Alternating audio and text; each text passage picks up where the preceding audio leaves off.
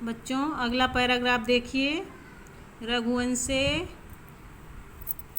रघुवंशे कालिदासः रघुवंशिनानां चित्रणं तथा करोति यथा भारतीयजनजीवन उदात्तदर्शनानां सम्यग् दिग्दर्शनं भवेत्। रघुवंश में कालिदास रघुवंशी राजाओं का चित्रण इस प्रकार करते हैं जिससे भारतीय जनजीवन के श्रेष्ठ आदर्शों का अच्छी तरह से दिग्दर्शन हो सके या दिखाई पड़े। आगे है रघुकुल जा राजन प्रजा क्षेमाय बलि आहरण।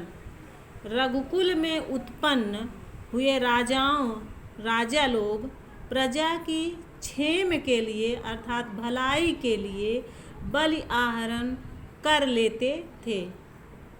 मित संयत भाषणा आस्ते सदा सत्यनिष्ठा आसना। वह सदा संयमित बोलते थे, सदा सत्यनिष्ठ थे। यशा कामास्ते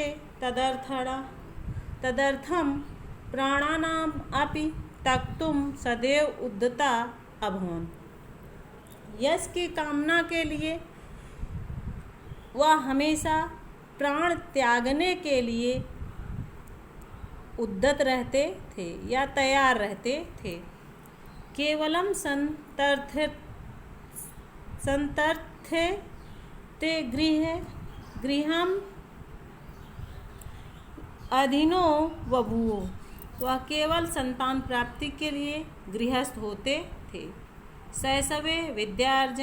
शैशवा काल में विद्यार्जन करते थे। शैशवा काल में अर्थात बचपन में विद्या प्राप्ति। यौवने रंजनम युवावस्था में मौज और मस्ती। और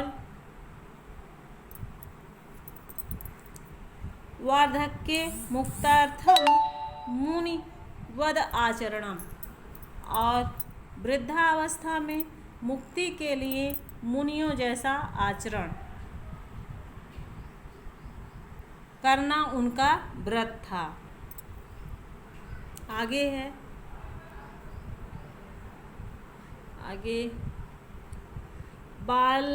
बाल वृद्ध वनिता आदिना नाम यदा आचरणं कालिदास काव्ये निरूपितं तत् सर्वथा भारतीय संस्कृति गौरव अनुरूपम एव।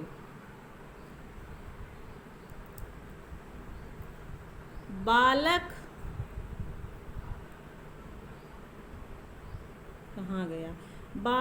वृद्ध वनिता माने होता है स्त्री। बालक वृद्ध वनिता आदि का जो आचरण कालिदास के काव्यों में निरूपित हुआ है वह सब तरह से भारतीय संस्कृति के गौरव के अनुरूप है। आगे आहि भवत सिंधुवेलां तावत विकीर्णा भारत गौरव गाथा कालिदासेन स्वकृति पिनबद्धा। हिमालय से लेकर समुद्र पर्यंत जितनी भारत की गौरव गाथाएं फैली हैं कालिदासेन स्वकृति पिनबद्धा। कालिदास ने अपने कृतियों में अपनी रचनाओं में गूथा हुआ है, निबद्ध किया हुआ है। रघुवंश में मेघदूत में कुमार संभव में च भारत देश के विविध भूभागानां गिरकान्नानां आदि यादृक् स्वाभाविक मनोहारिणी च चित्रणं लभते। भारत देश के विविध भूभागों, पर्वतों, वनों जैसा स्वाभाविक और मनोहारिणी चित्रण मिलता है। आगे है स्वचक्षुषा नाम नहीं स्वचक्षुषा अनवलोक्य तद असंभवसी। यह बिना देखे, अपनी आँखों के बिना देखे अर्थात आँख से देखे बिना यह असंभव है। तथा विधम तस्य देश प्रेम तस्य काव्य उत्कर्षम सम उद्धृयति।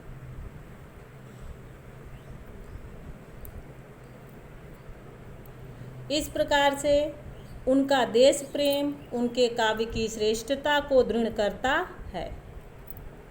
सन्तु तत्र न अल्प संस्कृत कवयः किंतु कस्यापि कालिदासेन साम्यम नास्ति। किंतु किसी की कालिदास से समानता नहीं है। भले ही संस्कृत के बहुत से कवि हुए हैं, किंतु किसी की कालिदास के समान समानता नहीं है। आगे है साधुक्तम केंचित कालिदास अनुरागिणा। साधुक्तम सही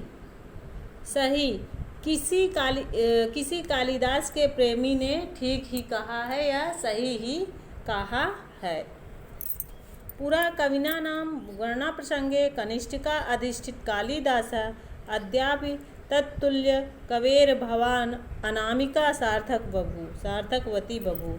प्राचीन काल में कवियों की गणना करने के प्रसंग में कालिदास का नाम कनिष्ठिका उंगली अर्थात सबसे छोटी उंगली से की जाती थी, लेकिन आज उनके समान, उनके तुल्य कोई भी कवि न होने के कारण उनकी गिनती अनामिका सार्थकवती बहू, अनामिका उंगली से अर्थयुक्त हो गई है।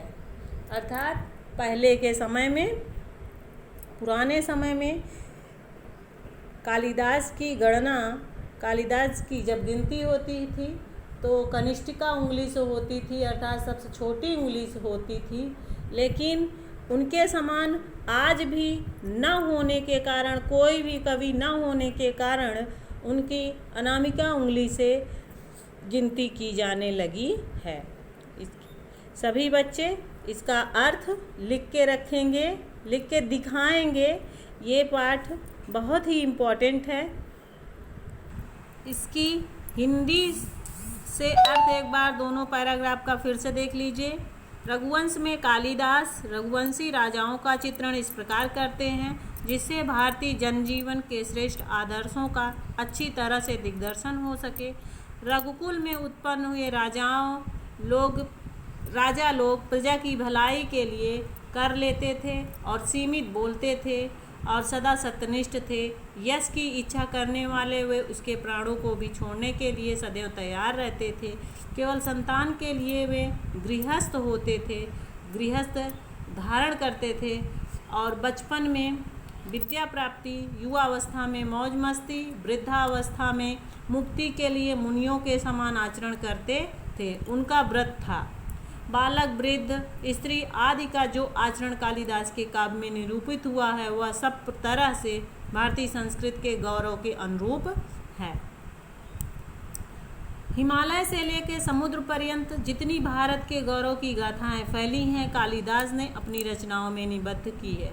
रघुवंश में, मेघदूत में, कुमार संभव में भारत देश के विविध भूभागों, पर्वतों और वनों का जैसा स्वाभाविक और मनोहर चित्रण मिलता है, अपनी आँखों से देखे बिना यह असंभव है। उस प्रकार का उनका देश प्रेम उनके काव्य की श्रेष्ठता को दृढ़ करता है। भले ही संस्कृत के बहुत से कवि हों, किंतु किसी की कालिदास के समान समानता नहीं है।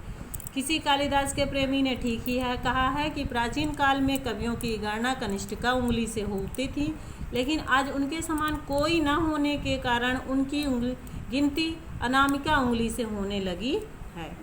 सभी बच्चे इसका अर्थ लिख लेंगे और दिखाएंगे। जो पाठ आप लोगों के सिलेबस में है, बहुत से सिलेबस में लेसन कटे हुए हैं, तो उस सिलेबस के अनुसार पढ़ाया जाएगा। सभी बच्चे लिख लेंगे।